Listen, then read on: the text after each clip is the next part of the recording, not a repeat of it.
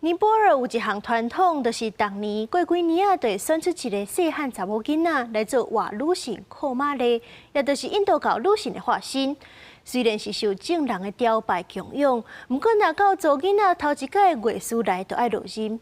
结果落任了后，变做普通人，啥物都袂晓，生活都是真大的考验。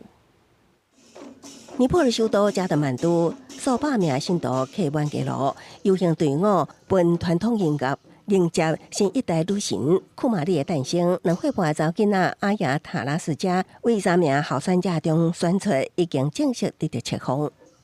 आर्य तारा साकेत उसलाई हामीले चाहिँ छनौटका लागि सिफारिस गरेका थियौँ त्यही अनुसार चाहिँ आज चाहिँ सिफारिस भएर यो आज यो पदस्थापन हुँदैछ।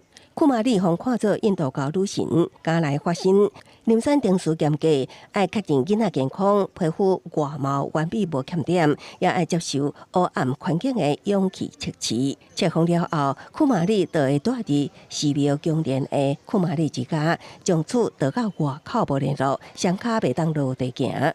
面袂当有表情，只有伫宗教节庆才会当出门绕境，接受信徒恭敬的主持，一直到政治青春期来初经，才会当写进库玛丽回归还人。库玛丽传统起源于17世纪，融合宗教甲文化代表，后产的查某囡仔甲家庭得到真悬的社会地位。不过也因为剥夺查某囡仔的童年甲受教权受到批评。